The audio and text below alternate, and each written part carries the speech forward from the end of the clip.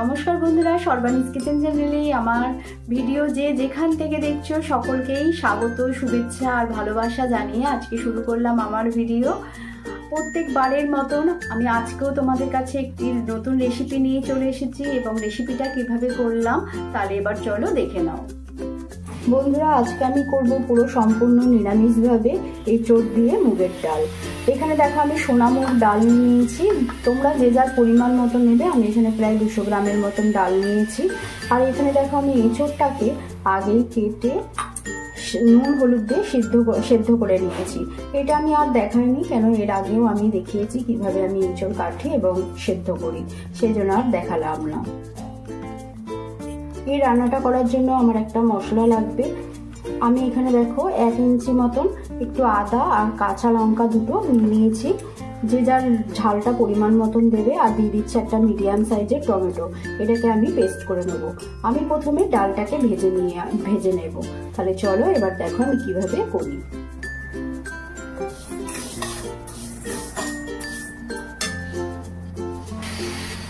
দেখো ডালটা ভাজা হয়ে গেছে, এর থেকে বেশি ভাজবো না, বেশি ভাজলে কি হয় ডাল কিন্তু গলতে চায় না। আর আমি ডালটাকে একটা প্রেসারে সিটি দেব। কড়াইতে করলে অনেকটা টাইম লাগবে, সেজন্য একটা প্রেসারে সিটি দিয়ে দেব। দেখো ডালটাকে সেদ্ধ করার জন্য আমি ডালটাকে ভালো করে ধুয়ে নিলাম, নিয়ে একদম অল্প একটুখানি নুন দিয়ে দেবো। নুন দিলে ডালটা ভালো সেদ্ধ হয়।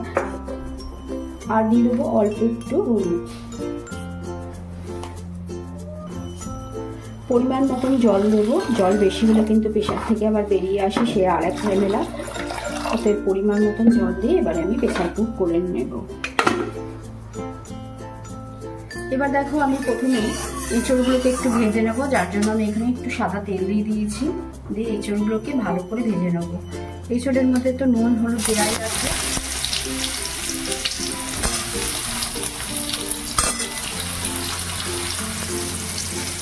দেখো এদিকে এঁচড় ভাজতে ভাজতে ওদিকে আমার প্রেসার কুকারে হুইসেল পড়ে গেছে, আমি গ্যাস বন্ধ করে দিয়েছি। একটাই সিটি দেবে কিন্তু। দেখো এঁচড়টা ভাজা হয়ে গেছে, এবার আমি এটাকে নামিয়ে নেব। এবারে আমি দিয়ে দেবো সর্ষের তেল, প্রায় 2 চামচের মতন দিয়ে দিলাম। তেলটা গরম হয়ে গেছে, এবারে আমি একটা দিয়ে দিলাম 2 শুকনো লঙ্কা, আর দিয়ে দেবো একটু সাদা জিরে। ফোড়নটা বেশ চড়বড় করে এলে এবারে আমি যে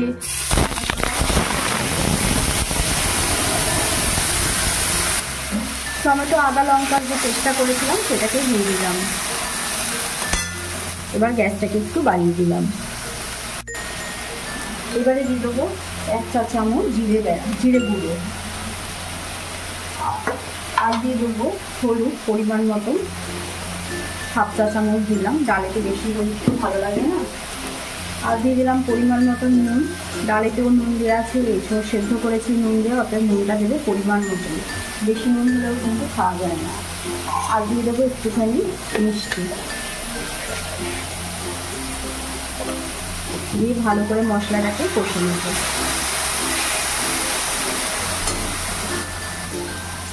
দেখো বন্ধুরা, মশলাটা কষতে কষতে আমি দিয়ে দেবো একটু নারকেল কোড়া।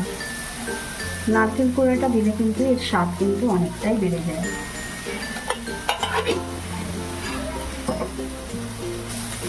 মশলার সাথে ভালো করে মিশিয়ে নেব। অল্প একটুখানি জল নেব, নাহলে নিচে লেগে যাবে।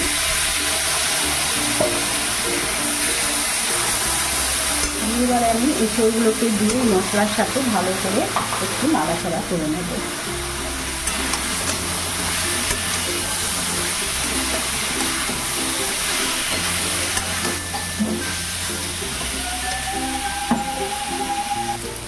দেখো বন্ধুরা, এইভাবে নাড়াচাড়া করতে করতেই এই সময়কে দিয়ে দেবো আমি একটু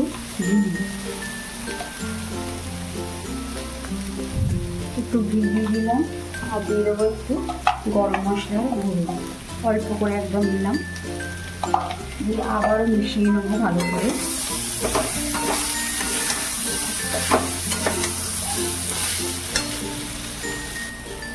এবারে আমি দিয়ে দেবো প্রেশারে যে ডালটাকে সেদ্ধ করে রেখেছি সেই ডাল সেদ্ধটা। দেখো পুরো একদম ফাটা ফাটা হয়েছে, পুরো গলে গেলে কিন্তু স্বাদ ভালো লাগবে না।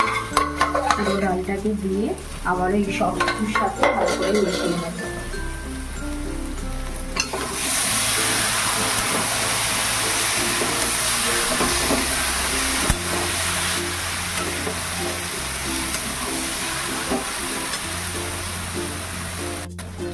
ডালটা দিয়ে আমি প্রায় 1 মিনিটের মধ্যে একটু নাড়াচাড়া করলাম, করে এবারে প্রেশারের মধ্যে জল দিয়ে বাকি ডালটাকেও দিয়ে দিলাম। এবারে একটা ঢাকা চাপা দিয়ে প্রায় 5-7 মিনিট মতন রান্না করে নেব।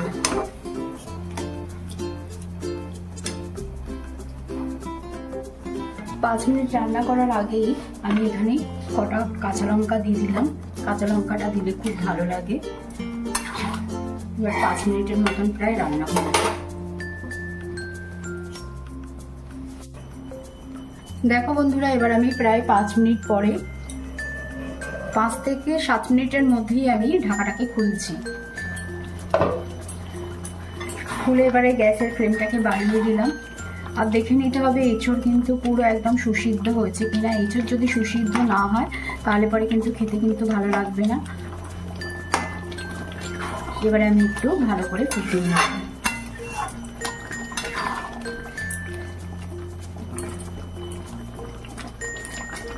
এই সময়টা একটু কাঁচা নারকেল দিয়ে দেবো, নারকেল কোড়া দিয়ে আমার রেডি হয়ে গেল।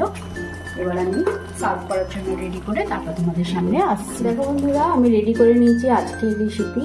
এই মুগের ডাল দিয়ে এঁচড়ের রেসিপিটা খেতে কিন্তু খুব ভালো হয়। আমি আজকে মুগের ডাল দিয়ে করেছি, আমি এইভাবে কিন্তু ছোলার ডালের সাথেও করে থাকি, আর খেতে কিন্তু খুবই ভালো হয়।